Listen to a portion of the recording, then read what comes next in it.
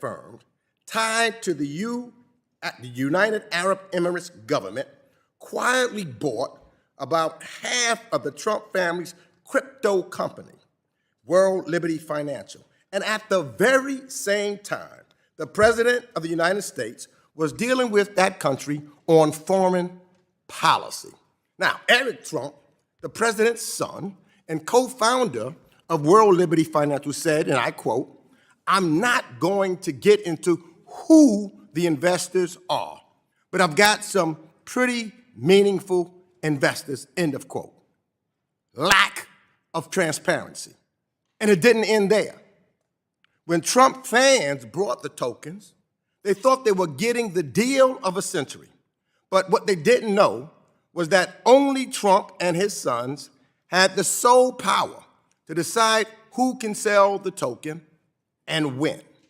Today, the price of the token has fallen over 50%, and the Trump fans who bought the token are now begging to get out.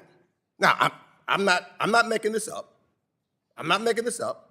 You can see it for yourself on the World Liberty Financial Discussion Forum. Yeah, yourself, Mr. Secretary. So this is no longer just about a shady crypto deal or a possible gift. When a foreign-linked investor is putting hundreds of millions of dollars into a company controlled by the president's family, and at the same time, this president is conducting. Picture a routine oversight hearing. A member of Congress asks a yes or no question about conflicts of interest, foreign money, and whether regulators should slow things down long enough to take a hard look. It should be simple. Either you protect the process or you don't. Instead, the room tightens, the answer drifts, the clock runs out, voices rise, and in that small gap between a direct question and a direct answer, you see something bigger than one exchange. You see how accountability quietly slips away. That's what happened when Representative Gregory Meeks pressed Treasury Secretary Scott Bessent over potential conflicts tied to a foreign-linked investment and a Trump family crypto venture. I'm sure you all conflicts of interest and foreign influence reviews are completed and shared with the United States Congress. All I need to know is, will you halt it and do a complete investigation and scrutiny of this licensing application? All you have to ask is yes or no. No, Congressman. All you have to ask the is yes or no. OCC is an independent entity, and I would know, Congressman, I take that as a no. You traveled to Venezuela to lobby I take that as a no. On behalf of I take that as a no. On behalf of your donors. You do not want to answer that question.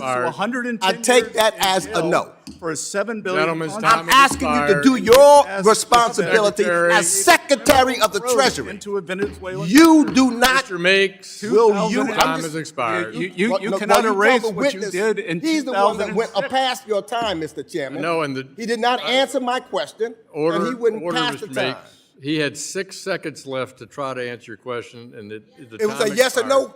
It was a yes or no answer. I asked him, will he? No, was that yes or no? The OCC is an independent agency. Stop covering for the president. Stop being his flunky.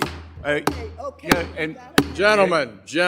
He's talking to me. I'm responding back to him. Your 2006 trip to Venezuela. Stop covering for the president. Don't be a flunky. Work for the American people. Mr. Meeks, trip to Venezuela. Work for the American people. Don't be a cover-up for a mob. Maybe you're going to see your friend Nicholas Maduro. I will. Gentleman is not recognized. Mr. Bessent, please. I recognize the gentleman from Texas, Mr. Sessions.